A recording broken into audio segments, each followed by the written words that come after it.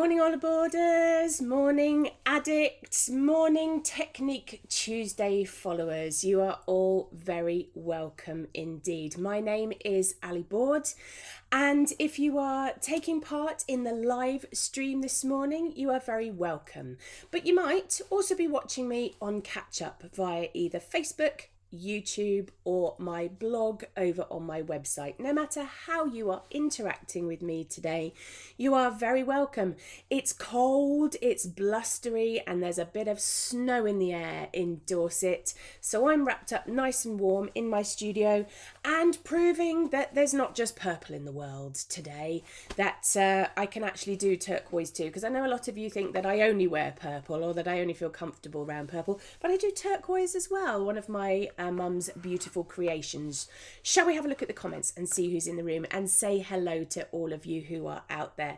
Leanne, Pen, Steph, Gwen, Brenda, B, good morning B, Rosie, Denise, good morning lovely, Joanna's saying, is it that time already? Yes, comes around, doesn't it? Rabina, Jean, Linda, Helen, Val, good morning. Yes, you've got the same dusting of snow that I have, haven't you, Val? Carolyn, Jill, morning. Janice, Kathy, oh, snowbound central Scotland. Is it bad? I want lots of snow. Do like a bit of snow. Diane, Vivian, Anne, Julie, Anna, Gwenda, Andrea. Gosh, there's lots of you in the room this morning. Pat, Ruth, Jilly, Hugh, good morning. Sue, Hilary, Helen's saying very deep snow where she is. Carolyn is saying it's snowy. Chris, it looks like a lot of you in the UK are snowbound this morning. Joe, good morning. Who else we got? Barbara's saying it's bitter. She's just down the road from me, that's why it's so cold. Linda P saying she nearly missed me. Oh, I'm here, don't worry about it. Molly liking the new turquoise uniform.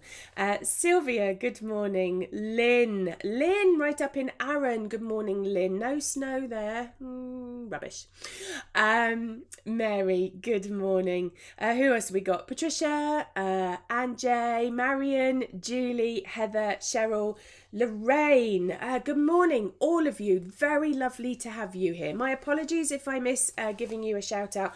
Tried to go through the list, I try to see your comments come in live, but I do miss them occasionally. But please know that if you are commenting on Facebook Live, I do go back through the comments afterwards just to make sure that I don't miss anything. So what are we doing today? We're talking about watercolour ground today.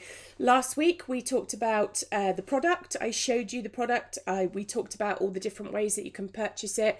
If you want to go back and watch that as a kind of bolstering of your knowledge, then please do. The easiest place to find it is via my blog. So that's on my website, alisonseaboard-fineart.co.uk, and go to Ali's blog. It's just there in the menu, not tricky to find at all. And the blog reads chronologically but backwards. So the next post down from the one that I will be posting later on is the one where we talked about it. And there's lots of other information there too. Who else is saying good morning? Some good mornings I have missed. Oh gosh, lots of mornings I have missed. Sheena, good morning. LED's boiler's packed up. That's bad timing, isn't it? Oh dear. Joe, good morning. Jill, Sandra. Oh gosh, all sorts of things. Oh, so many people in the room. I'm very lucky. Thank you very much. What was I saying? Blog post, that's what I was saying. The blog post for today's Technique Tuesday has already gone live. Don't go there yet. Come back. I have posted it already just because I need to be a bit ahead of myself today. The only thing that's not on the blog post at the moment is this video that I'm recording now. But you'll see all the information. You'll see a link to the photograph that I am using. Everything is there ready for you to go. Good morning, Geraldine. Good morning, Ginny. Morning, Linda. Corrine, Rosemary. Lots of you in the room this morning. I think it's too cold to go out. That's my theory. So shall we get this project started and I can take you through it. Very excited about this project this morning. Let's show you my piece of reference material. So here's the piece of reference material that I am working from. I did obtain it via Pixabay, and if you want to follow this particular piece of reference material, then you're going to need to go to the blog to get yourself the link. It's clickable on my blog, so you don't need to go and find the photograph on Pixabay. You can go to my blog and there's a little highlighted bit of text that you click on, tap on, whatever device you're using, and it will take you straight to that photograph. But as I have said in my blog post, please say thank you to the photographer, and you can do that either by following them or sending them a little message. Or the fabulous thing about Pixabay is, of course, that you can buy them a coffee. You can send them a little PayPal donation if it's something that you do a lot, or if it's a photograph that you think is going to be very useful to you, then thank the photographer. It's really important that you do that, because it's very generous of them on Pixabay to allow you to use their photographs for no charge and no copyright. So make a point of saying thank you. I've made some fabulous photographer friends that way. Can't recommend it highly enough. What else? Who else is in the room just before we get started? Kate. No snow in Devon now, I think. I think it stopped at Dorset, if I'm honest. Cheryl, Margaret. And Margaret's saying she's got snow by the sea. That's pretty rare, isn't it? Righty ho, let's take you to this overhead shot then. I've got close-up cam just there in the corner, ready for you to go. But you can see I have drawn out my pebble stack already on my watercolour paper. Now let's give you the lowdown. Glasses on, Ali. Let's give you the lowdown on everything that I have done so far. So this is a piece of Saunders Waterford watercolour paper. This is 425 grams. It's a little bit heavier than normal, just simply because I want it to not buckle when I put anything on it. And it is the traditional white. Now, just in case you didn't know, there are two whites in watercolour paper. There's traditional white, which is a slightly off-white, slightly creamy, and there is high white, which is super, super white.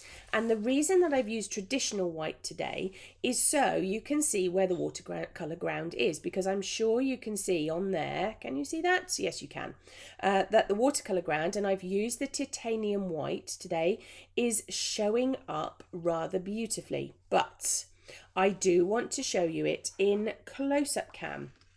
So let's get close-up cam into shot, and then you can see exactly what I've done with the watercolour ground.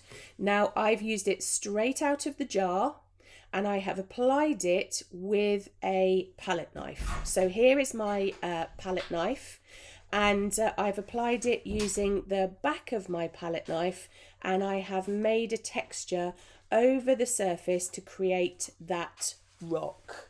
So I've gone backwards and forwards over the top of my rock to create that kind of sticky texture.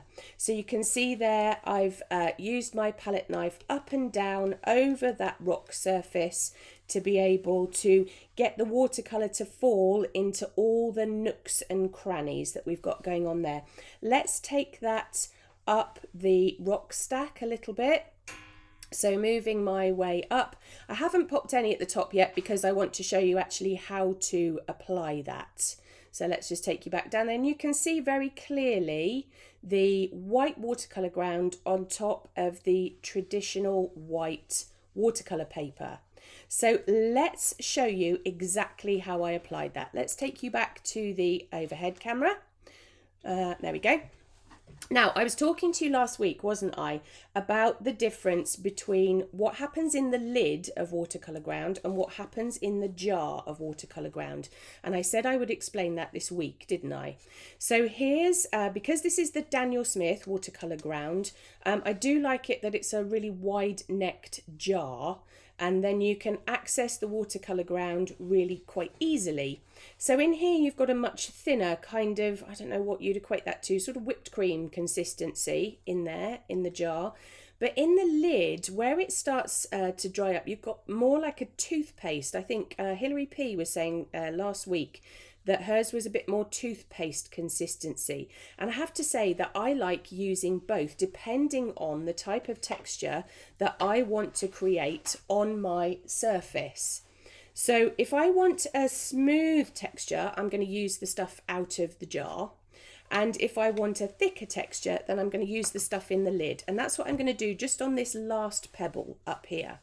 So I use a palette knife. You could use a brush, you could use your finger if you really want to, but I use a palette knife because then I have not very much, what's the word I'm looking for? I don't have too much contact with the paper. In other words, I don't poke it around too much. So I take my palette knife and I load up the back of my palette knife, and I can kind of smush it backwards and forwards, but you'll see there that it's loaded on the back. If I take my hand in the way, you'll see really, really clearly that the back has got lots on, the front not so much. And then what I do is I take my palette knife and over the surface, I kind of lightly pass it. If you press too hard with the watercolour ground, you'll find that it sticks it into the surface, and then all it really does is repel the watercolour because you've interfered with the sizing on the watercolour paper too much. So you want to glide it over the surface, and let's get close-up cam in, and then you can see exactly what it is that I'm talking about. There we go. So there it is on the back of the palette knife, and here it is over the top, just touching very lightly here and there. After all, we are trying to create rocks as a texture. We're not trying to create anything too smooth. We're not trying to give it any sort of, we're not pushing it back or doing anything like that. We are trying to glide our palette knife and create that lovely kind of rocky texture. Lots of people saying that they like, I like Linda's description, I like the crusty stuff in the lid. That's a much better description. Marion saying, can you add white to transparent watercolour ground, and what would you suggest? White acrylic ink, gouache, or anything else? Oh, I see, white to transparent watercolour ground. The problem, Marion, that you might have with that, let's just remove the camera and go back to the overhead shot. The problem with adding anything to watercolour ground is what effect that is going to have on the watercolour itself. So for example, if you put too much white acrylic in there, then the chances are that it's going to repel the watercolour. So you could put gouache in, but then of course the chances are that it's going to mix in with the watercolour and make it a little bit pastel-like. So effectively, my answer to that is to just experiment and see what you get. Morning, Tara.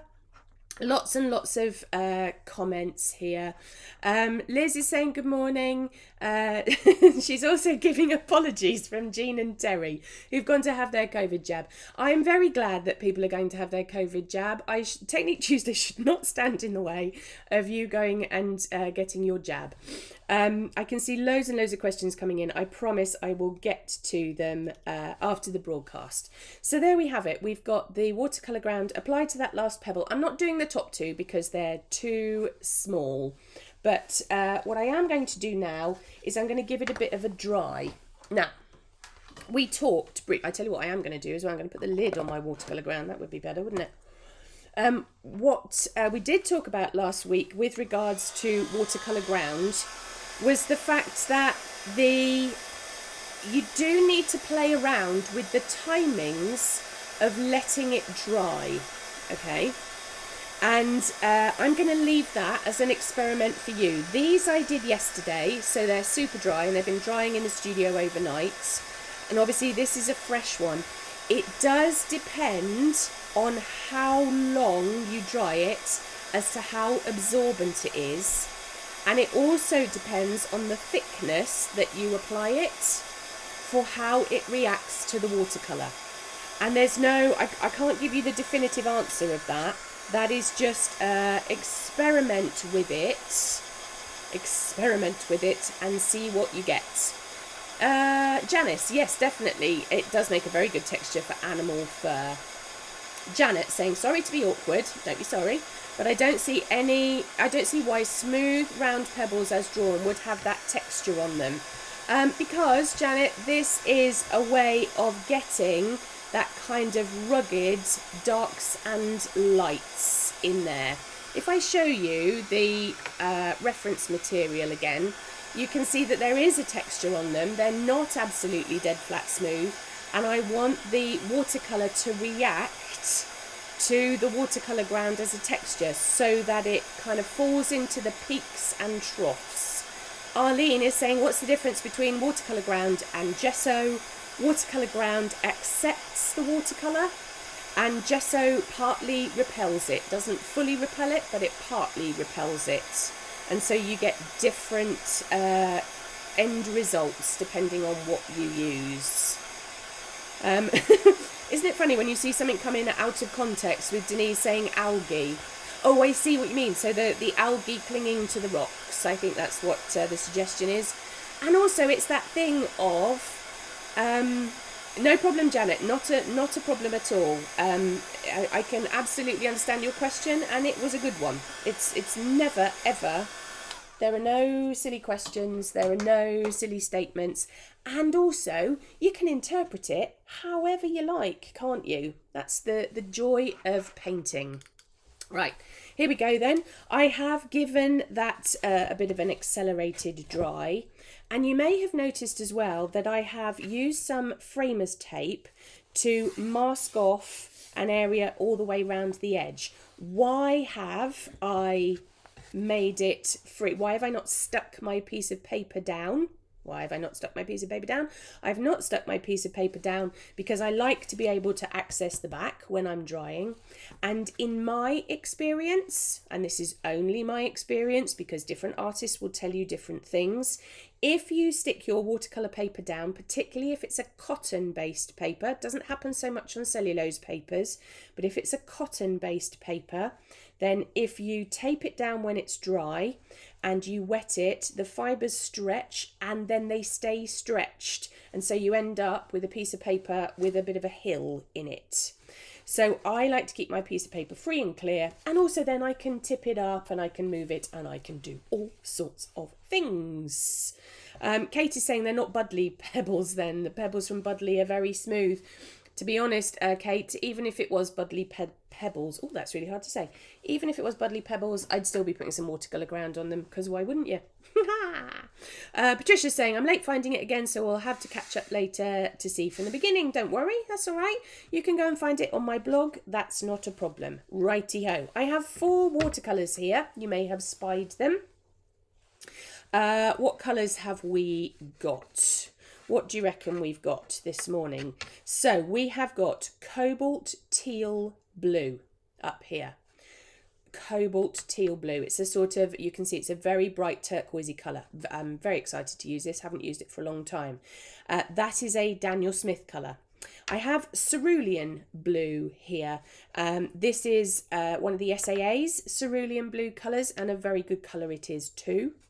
Here we've got Moon Glow. If you don't know about Moon Glow, go back through the blog and listen to me spout on about Moon Glow, or wait for the comments to come up if you're watching live on Facebook, because you'll get a whole plethora of comments that go, love Moon Glow, love Moon Glow. That's a Daniel Smith colour. And then I've got Jane's Grey as well. It's those two are both Daniel Smith, the last two. So just to recap, Cobalt Teal Blue, the SAA's Finest Cerulean Blue, Moon Glow, and Jane's Grey at the bottom. Tara is saying, whoop whoop, big up the SAA. It's like she has a vested interest, isn't it? No, genuinely, you wouldn't see me, Tara, you know me well enough by now to know that I don't demonstrate with things that I don't believe in. So I genuinely think that the SAA's Cerulean Blue is a very, very good one, hence the reason that I'm demonstrating with it today. I know lots of people are saying that they had issues with tape. Some things to try if you have issues with masking tape. Try framers tape instead of masking tape. Again, this is the SAA's framers tape, because I personally believe that it is much better than ordinary masking tape. And don't leave it on your paper for too long. I am pushing my luck by the fact that I put tape on this yesterday. Also, what you can do before you remove the tape is to heat it up a little bit. And also, you'll see me hopefully get to it at the end where I pull the tape at 90 degrees away from my painting, and then it doesn't, if it does tear, it doesn't tear into my picture, it tears away from it. So should we get painting? Tara's going to love me. Not only do I have SAA framers tape, not only do I have SAA cerulean blue, but I also have SAA imitation sable brushes. Now, if you've been following my demonstrations for a while, you know that for the last 2 years, 3 years, Tara will be able to tell me how long these brushes have been out. I have not switched my brushes. I am horrible to my brushes, absolutely horrible to them. I leave them in water, the handles crack, I use them for all sorts of things that I shouldn't. I don't look after them, I don't repoint them, and look, aren't they beautiful still? So these are a nylon filament, but they have all the water and colour holding properties of a traditional sable. They just don't have the hefty price tag, and they don't have the ecological problems. So this for me is the perfect compromise. And I've got a selection of sizes here. I've got a 2, which I doubt I'll use, but you never know, a 4, a 6 and a 10. Just a selection there ready to go. I'm going to use my 10 first. Tara is saying that my brush is Tara is saying my brush is right to her and tell her about all the nasty things I do to them. Oh, you are daft and you make me chuckle. It's very lovely to have you here. Goodness me. Ruth is asking, would frog tape do the same job? Yes, absolutely. In fact, I have been doing some experiments with frog tape. The only reason I don't use frog tape is because it's really expensive. And I'm really tight, so framers tape is the way to go. Righty-ho, size 10. So we're going to put a background in first. Now, in the photograph, you have something called a bokeh background. Let's just show you what that is. I think it's spelled B-O-K-E-H maybe. And what a bokeh background is are those kind of circles, those spots of light that you get. We could spend an awful lot of time putting those in, or alternatively we could just shove a background in and worry about it later. Guess which one I'm going to do today. Now I do need a bit of kitchen roll, that's the word I'm looking for, and I'm going to scrunch it up ready to go. I've also got a dodgy bit that's hanging off. Let's get rid of that. So there's my scrunched up bit of kitchen roll. And one of the things that you may notice about the way that I paint is that I don't squeeze colour out onto a palette, and I don't use pre-baked pans either. I have the Goldilocks principle of watercolour paints. I don't like the pans because they're too hard. I don't like colour as it is squeezed out of the tube generally because I think it's too sticky. I like to leave it in an empty pan, let it dry, and then go back and reconstitute it because I find that that's the absolute perfect consistency for me. You may find something different. Just experiment with it. One of the other things that you will notice is that I don't mix my paints in a palette, because to me that is a procrastination tool, and I will end up smashing those colours around on a palette and not actually applying them to the piece of paper. So I have the pick and mix principle, that I pick up the colours that it is that I want to use, and then I just apply them straight from pan to paper. Let's wash out my brush. I'm going to put some random patches of water down, just random, here and there, so that I get variation in my colour. And then I'm going to go into the cobalt teal blue. Look at this colour. Isn't that delicious? What's not to like about that? So you can see when it hits the water patches that we get a paler version, and we get a stronger version when it's on the dry paper. Now I am painting around my stones negatively, but I also am going to encourage a little bit of that colour onto the stones so that we get some background colour into our foreground. Let's use a bit of that. I would want to put a bit of that down at the bottom too.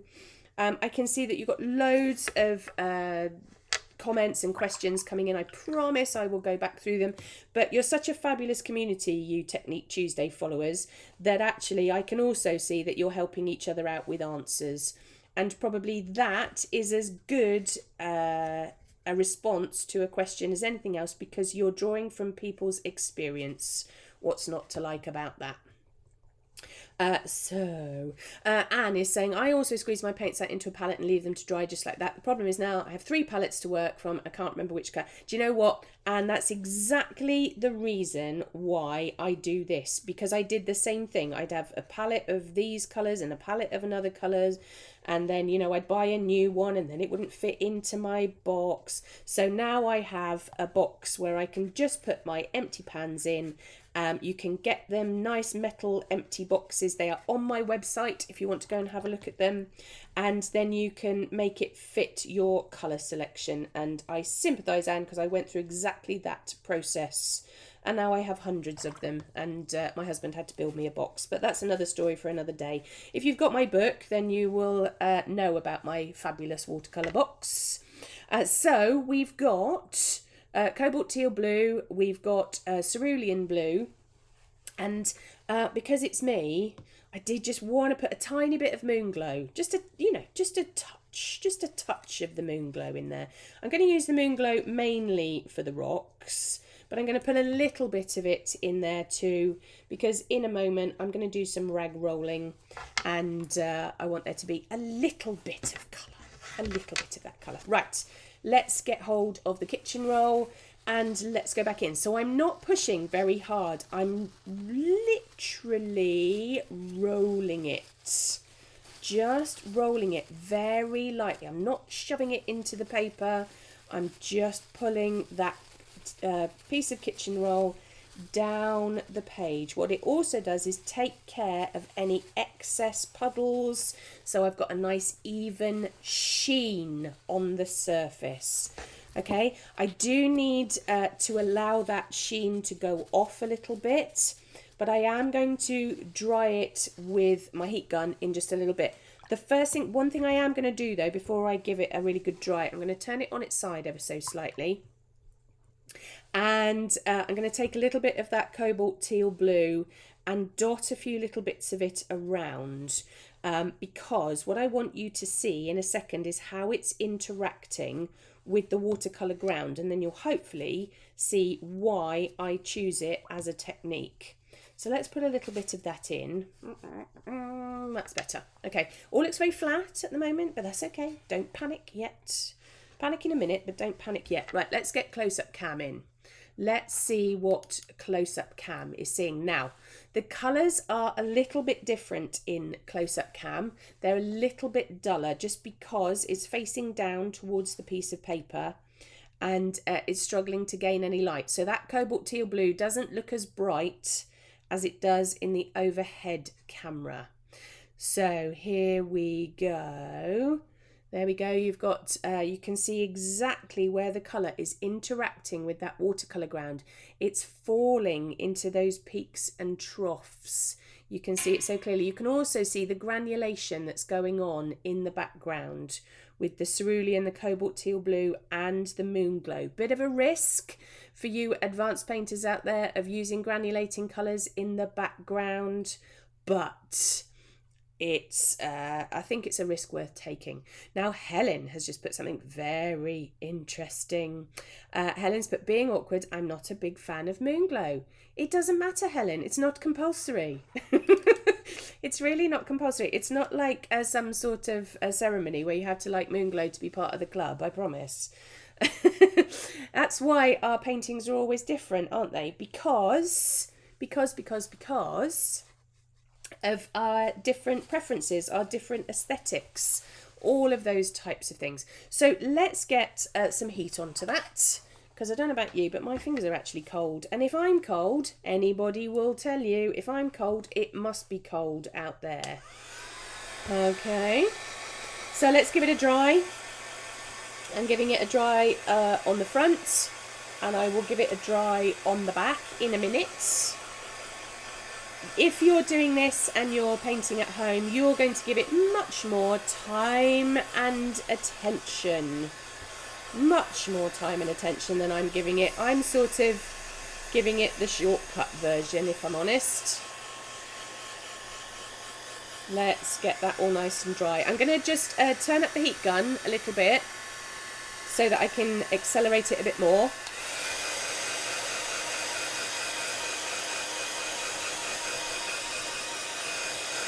Let's get that in.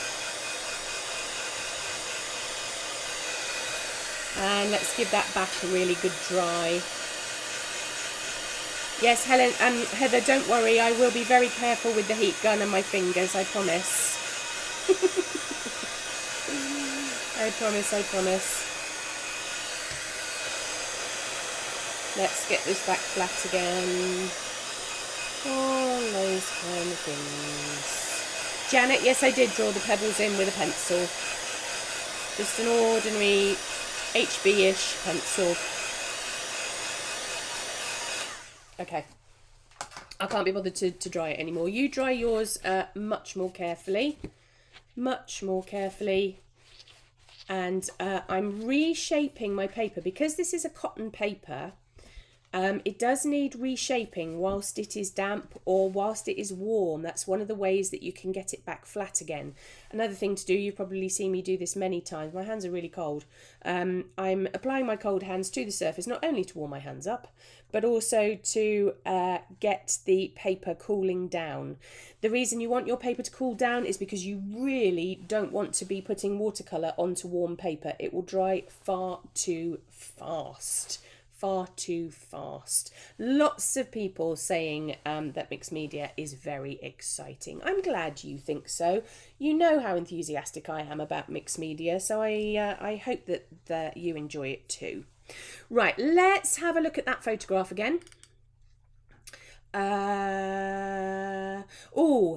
Steph has just asked, sorry, I'm going to go back to my overhead shot. Steph has just asked a question. When you mend the paper, does it crack the ground? I think that's a typo. When you bend the paper, does it crack the ground? No, Steph, it's very, very flexible. So you're okay with that. Corrine says, could you use polyfiller for texture? Yes, you absolutely could. Just be careful, Corrine, that polyfiller will go yellow after a couple of years. That is it. Lots of people answering questions.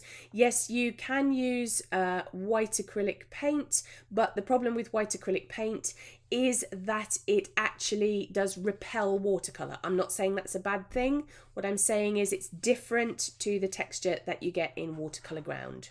So let's go back to that photograph, and you can see that the pebbles need some colour dropping into them and they need some shadows on them. Now I've already got some lights and brights on mine. We've kind of got bits of white watercolour paper showing, and we've got the watercolour ground. So what I'm going to do now is give my pebbles a little bit of shaping.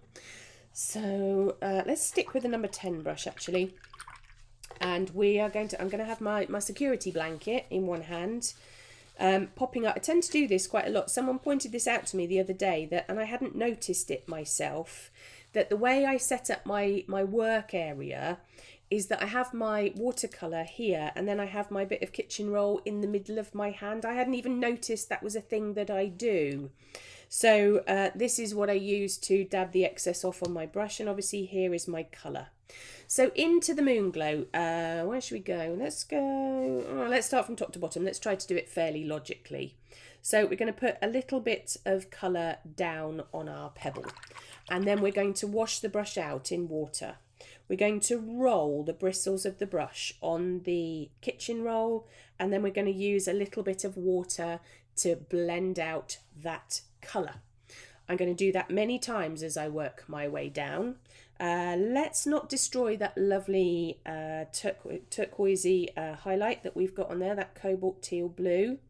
But let's get some moon glow coming next to it and around it. And you can see that I dab my brush on my kitchen roll all the time. I know an awful lot of you email me or ask me, how are you supposed to know how much water you use for blending out? And unfortunately, the very, very dull answer to that question is that it's down to experience. You have to do an awful lot of blending out to understand what your brush feels like, what it looks like on the paper, how heavy your brush is when it's loaded with water. I know that's not the answer that you want to hear. I know it's not. But like anything to do with any sort of craft, it's just practice. which is really boring, isn't it? I wish it wasn't. I wish there was a magic jar that I could send you all that tells you exactly how much water to put on a brush for blending out. But what I do promise you is that the more you do, the more you practice it, the easier it will get. Okay, that I promise you. So I've got some highlights here and there. Moonglow working really well. Texture working even better. Now we're going to come down to some of the larger pebbles down here. All I'm doing at the moment is blocking in. That's all I'm doing. I'm getting colour on it, not doing my shadows, not really paying much attention to my highlights. All I'm trying to do is make my pebbles look pebble shape. And yes, I know that the colours in the photograph are not the same as the colours that I am using. Never mind. It's all fine. They're your pebbles. I know a lot of you have hang-ups over this, don't you? They're your pebbles. You can make them whatever colour you want. It doesn't matter. They're not going to look any less like pebbles because they're turquoise and purple. All right. It's like we did a sheep painting workshop, which some of you may have seen over on the Learning to Paint page. You may have seen a couple of people's pop up.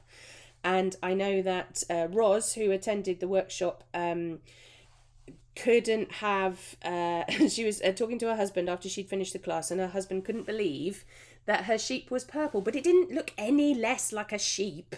It's still a sheep. Just because it's purple, it doesn't matter. Yeah, it's just your interpretation of it. You put whatever colours you want down. If purple and turquoise make you happy, then paint whatever it is you want to paint in purple and turquoise. You might as well. It's hard enough painting, isn't it? Without painting in colours that you don't like. I mean, you decorate your interiors of your houses in colours that you like. You don't decorate the interiors of your houses in colours that you hate. So don't paint with colours that you don't like. If you don't like Moonglow, don't paint in Moonglow. If you want everything to be hot pink, paint it in hot pink. It doesn't matter at all. So there's the Moonglow. Do I need to do any lifting out with the kitchen rock? Do you know what? I don't think I do. I'm going to leave it well alone. The watercolour ground is doing its thing. The Moonglow is doing its thing. Let's get close-up cam in so that we can have a better look at it. Gloria is saying, I'd love to try this on a big canvas with acrylics. Yes, it's just a different medium, Gloria. It's not going to work in the same way because acrylic sort of sticks to everything.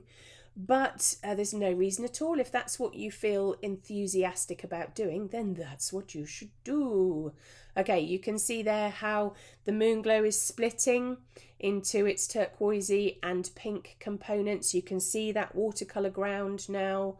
You can see that there's colour on everything. I particularly like this pebble up here, this one, with that bit of cobalt teal blue and how it's hitting and missing in the watercolour ground.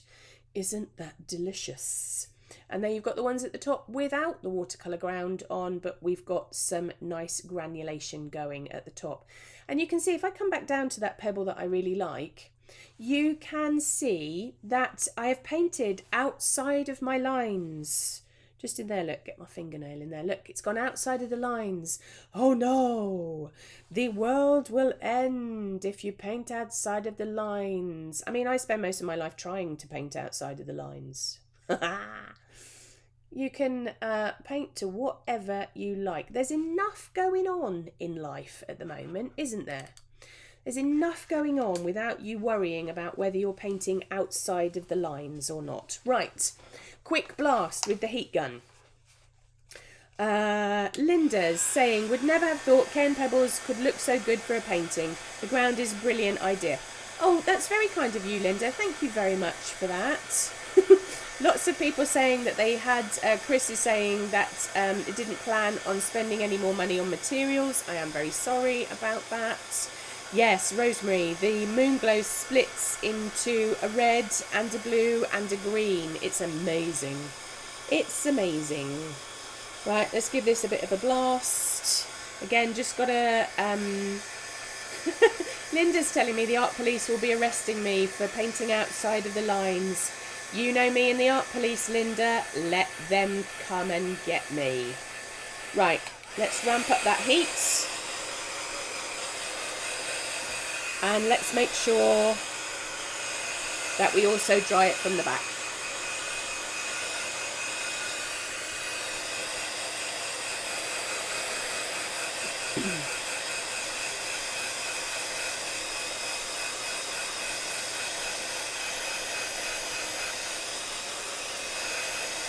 There we go. Right. The whole reshape while damp thing again, just like a cashmere jumper. I saw Linda saying that she kind of treats her Saunders Waterford like a fabric, and that's not a bad way of thinking about it, really. It is based on cotton. It is absolutely based on cotton. If you had an expensive jumper and it said reshape whilst damp, that's exactly what you would do. Okay, now the most fun bit. This is a bit that I know some of you struggle with. It's the extreme darks. Let's go back to that photograph.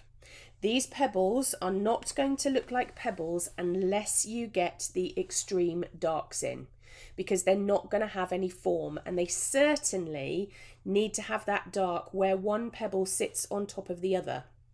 And if you notice in the photograph, you can't really tell where one pebble stops and the other pebble starts. And that's a really important thing to notice, okay?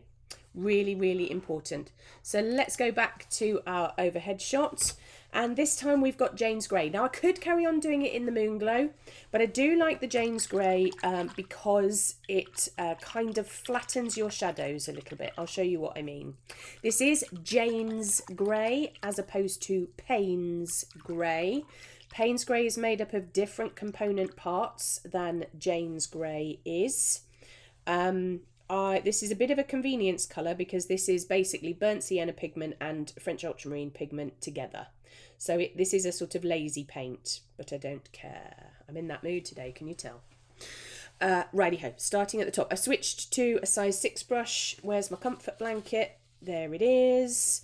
And what I'm doing, I have loaded it up with paint, but I'm going to just take a little bit of excess off of the tip of my brush because I have this small one to tackle. Let's have a look at my photograph, which I've got up on the screen in front of me. So I'm going to put that little shadow in between one pebble and the next, wash out my brush, take off the excess moisture, and either side of that shadow give it a slight smudge. I can't remember what it is that Sharon Hurst says. Is it smudge it and budget? I can't remember. I may have made that up. Ramblings of a mad woman this morning. So we've got a shadow in there. Let's take care of this shadow in underneath here. So we've got this one. I'm so mindful that I don't want to affect that lovely patch of turquoise that I've got. TC is in the room. Morning, Tracy. She knows of my absolute love of Payne's Grey. TC and I have painted together for many, many years, and she knows how much I dislike it. My old painting chums coming back to haunt me. There we go. Morning, TC. I've got that shadow in between one pebble and the next now. Let's work on this one. Where's that? Smudge it and budget. That's it. I remembered. I couldn't quite remember if I was right or not. Let's get that shadow in up and under those pebbles on there. Now, I am doing the speedy version of this painting today. If you're working on this on your own, you will take loads more care, loads more attention to what it is that you're doing. You will go slowly. You won't be kind of dealing with technology while you're doing it, apart from maybe watching me back.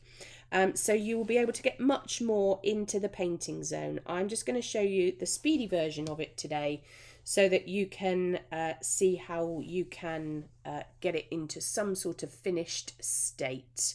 Linda D, morning. I've been doing housework while watching, but sitting with a cuppa right now. I think you've deserved it, haven't you, Linda D? Right, what's this pebble doing? This pebble, which one's this one? This one.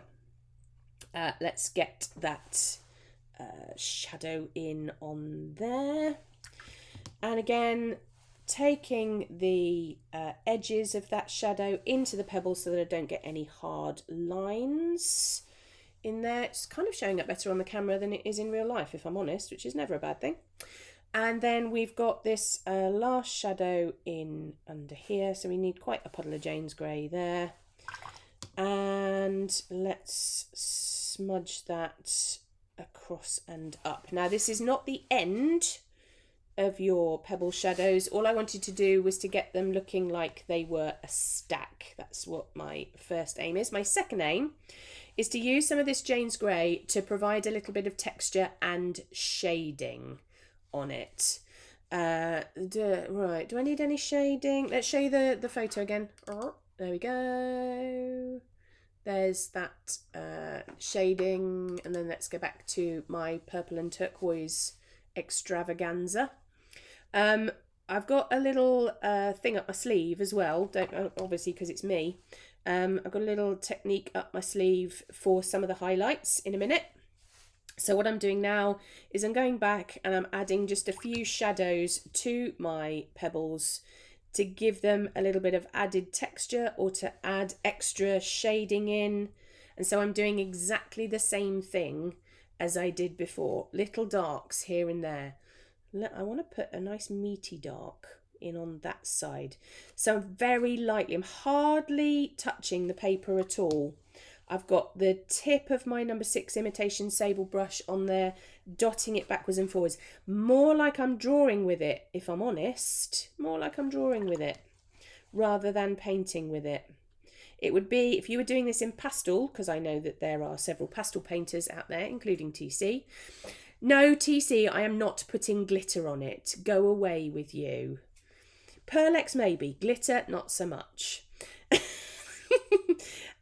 Pastel painters, of which TC is one of them, you would probably be tapping on your pastel right now and then using your finger to smudge it in.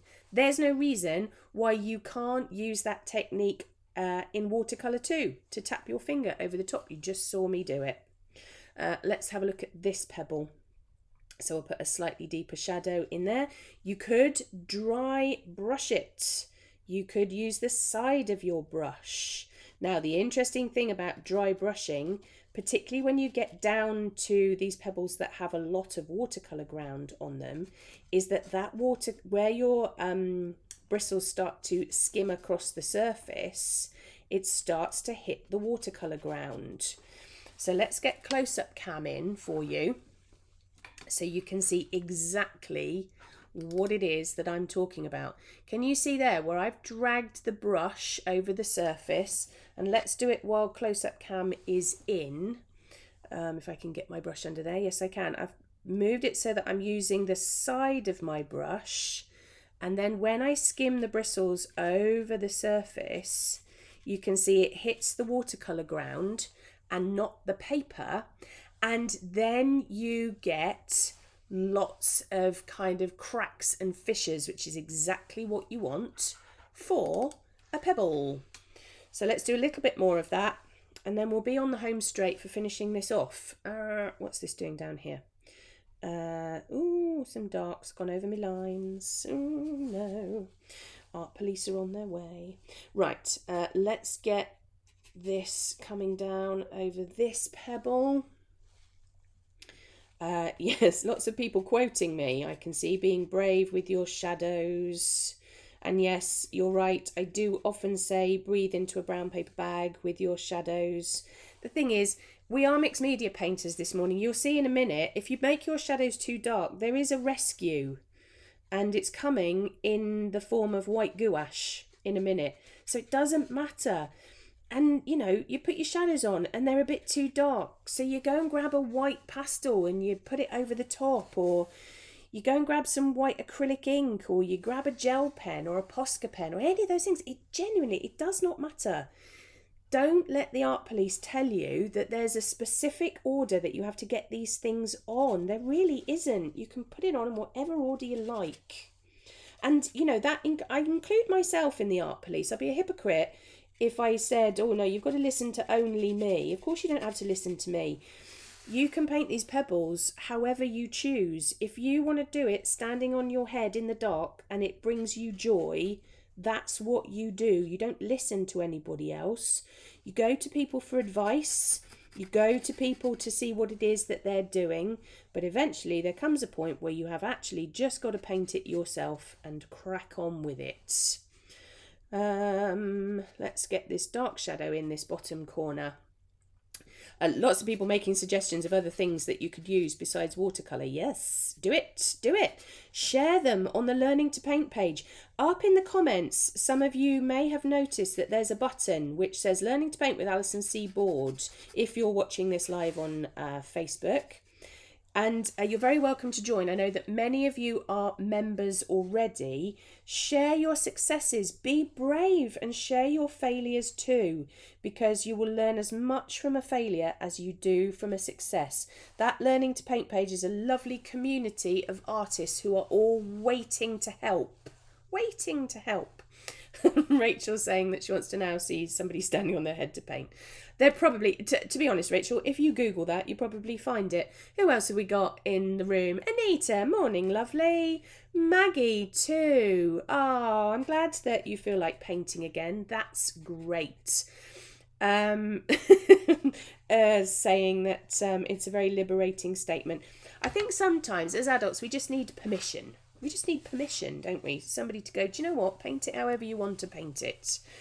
Right. Probably a good idea if I give it a quick dry. We are on the home straight now. Bear with me if you've got chores to do or you've got places to be. I'm nearly there, I promise. Quick dry.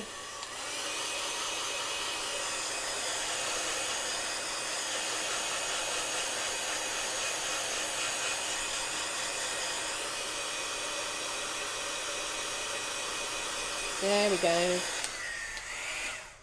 Oh, right. I should dry that properly, but life's too short. Right, gouache, right at the end. Let's take this tube of gouache. It doesn't really matter on the brand of gouache that you use. Use whichever one you have to hand. I'm particularly liking this Pebble gouache at the moment.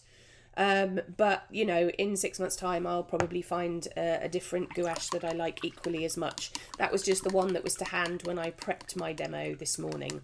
So a bit of water in here. Your water's probably mucky, like mine by now. And we want to make this somewhere between single cream and double cream consistency. Why do we want it to be that consistency? We want it to be that consistency because if it's thicker than that, you'll have trouble spreading it. And if it's thinner than that, then it probably won't show up. So this is with my number 6 brush. Lorraine, bless you, saying loving technique Tuesday. Oh, you are sweet. Now, over here on my kitchen roll, I'm going to take some excess off of the gouache. And again, did you see me change my hand there? I'm not choking my brush, so I'm not holding it down here on the metal ferrule, holding it for all it's worth, you know, like literally choking it. I'm not holding it back here on the wooden handle. I've moved my hand over the top of it so that instead of using the point of it, I'm now going to use the flat area of it. And what I want to do is go back over the top of some of my pebbles and create a few little sparkly old highlights. Now, okay, there's an argument. Should I have used masking fluid for this? Should I use a pastel for this? Could I have painted more carefully than obliterating all of my watercolour ground with a shadow? Of course, all of those things are correct. None of them are wrong, none of them are right. They're just different approaches to painting. Tara is saying that if we suddenly run out of moon glow, we know who to blame. I think actually, Tara, you're more likely to run out of watercolour ground, if I'm honest. Inform the elders. Ali's been recommending watercolour ground again. Right, there's those little sparkles. I'll show you them in the close-up cam in just a little bit, and you'll see why I love watercolour ground as much as I do. Because just as I was doing before, that gouache is hitting the surface of the watercolour ground and skimming over the top of it. So we've got that kind of cracked appearance to it. Can't wait to do it down here over on this real extreme dark. My brush is running. You see, this is why Tara's right. You see, my brush is going to write to her and tell her how I misuse it, because you really probably shouldn't be scratching your imitation sable brushes over the top of your watercolour ground. But I'm nice to them occasionally, Tara. I give them a very good home, as you know. Right, going to stop there. Going to stop there. Right, let's move this out of the way. I want to get close-up cam in because I want to show you that texture, that last little bit of texture that I did with the white gouache, so you can see exactly what it is that I am talking about. Okay, so here's close-up cam. So you can see where I've dusted that white gouache over the top of the watercolour ground and over the top of the darks. You can see why the layers are really important. There's that cobalt teal blue shining through underneath. Here we go up to this pebble. Look at those lovely meaty darks that the Jane's Grey created at the bottom of the pebbles. And then up here, you can see where the cobalt teal blue and the moon glow's gone slightly pinky up there, which is just delicious, just delicious. And then up to here, so the kind of the texture lessens a little bit the smaller the pebbles get until you get to that one right at the top. Now, we are not finished, are we? We are not finished because I promised you I would take this framers tape off the surface, and I also promise you this makes all the difference.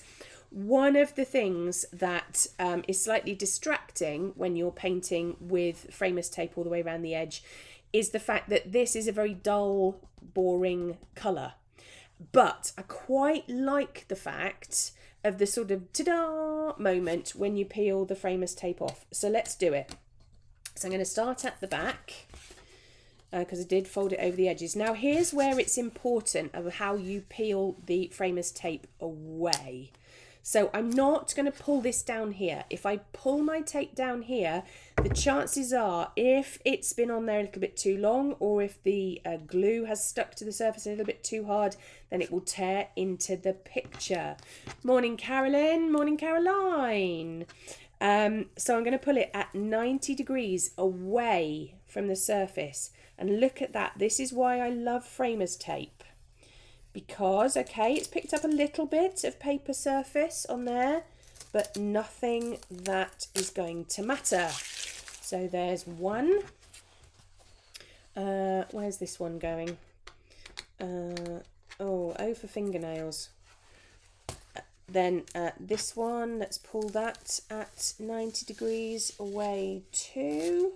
So yeah, it has taken a little bit of surface off of the paper, but you can always burnish it back down with a spoon. But to be honest, it's so little. And that's simply because there you can see I've got a little bit coming away. That's simply because I put this masking tape on yesterday. So I am pushing my luck for how long it should be on the paper. You can get low tack masking tapes, but in my experience, low tack means it just doesn't stick down very well. But that is only my experience. Oh, there we go. We've had a little bit of a leak. And oh, I thought that was a leak, but it's not a leak underneath. That's where my pencil line was. That's what that is. So we'll take that bit of pencil out. And we'll take that bit of pencil out. And there you have it. That pebble stack of pebbles on a beach using watercolour ground for texture and combinations of cobalt teal blue, cerulean, moon glow and Jane's Grey. We've got a little bit of gouache on for the highlights, but let's give it a quick signature in the bottom right hand corner. And there we go. There's your painting all complete. Pebbles on a beach. Right, let's take you back. Oh, I can't see now. I've had my glasses on for too long. Oh, everything's a blur.